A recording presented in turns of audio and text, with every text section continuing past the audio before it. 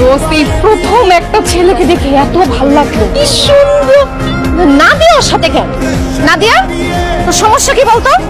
তুই ভার্সিটির পরিবেশ নষ্ট করতেছিস কেন? এসব তুই কি বলছিস মিম? আমি কিভাবে ভার্সিটির পরিবেশ নষ্ট করলাম?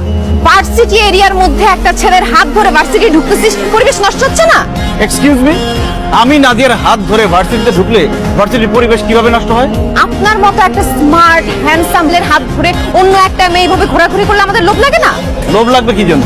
আমাদেরও তো তখন ইচ্ছা করে আপনার মতো একটা হ্যান্ডসাম ড্যাশিং ছেলের হাত ধরে ভার্সিটি আসি, ভার্সিটির ক্লাস বাদ দিয়ে তার সাথে চুটাই প্রেম করি। তাহলে তো এখানে নাদিয়ার কোনো দোষ নেই, দোষ হচ্ছে সব আপনার চিন্তা ভাবনায়, আপনার মনে।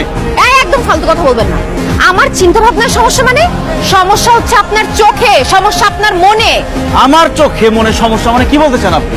আপনার চোখে সমস্যা দেখে আপনি নাদিয়ার মতো একটা মেয়েকে পছন্দ করছেন, আপনার মনে সমস্যা দেখে আপনি নাদিয়াকে মন দিচ্ছেন, তার সাথে প্রেম করতেছেন। কেন? আমাকে কি আপনার চোখে পড়ে না? আমার মতো একটা সুন্দরী মেয়ের সাথে কি আপনার প্রেম করা যায় না? আপনি কি আমাকে ভালোবাসতে পারেন না? আমাকে গার্লফ্রেন্ড বানাইতে পারেন না? তা না করে কেন আপনি নাদিয়াকে গার্লফ্রেন্ড বানাইছেন?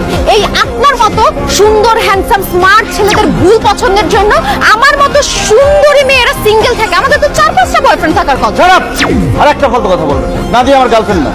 নাদিয়া আপনার গার্লফ্রেন্ড না? নাদিয়া, এই হ্যান্ডসামটা কে? আমার ভাই।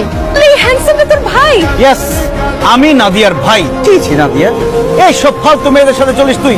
এইসব ফালতু মেয়েদের সাথে চললে তুই নিজেও ফালতু হয়ে যাবি। এর তো প্রেম ভালোবাসার জন্য পুরো দেওয়ানা হয়ে আছে। এদের সাথে একদম মিশবি না। যা ক্লাসে যা, আমি গেলাম। বান্ধবী, আমি তো খাইছি। কি খাইছো? তোর ভাইয়ের উপর ক্রাশ খাইছি। কেমন আছেন ভাইয়া? তাই কি কেমন ফালতু বেয়াদব ইতর অসভ্য, কোন সাহসে তুমি আমাদের বাসায় ঢুকছো? আর কি হয়েছে? কার সাথে চিল্লাচিল্লি করতেছিস? কার সাথে আমরা চিল্লাচিল্লি করবো?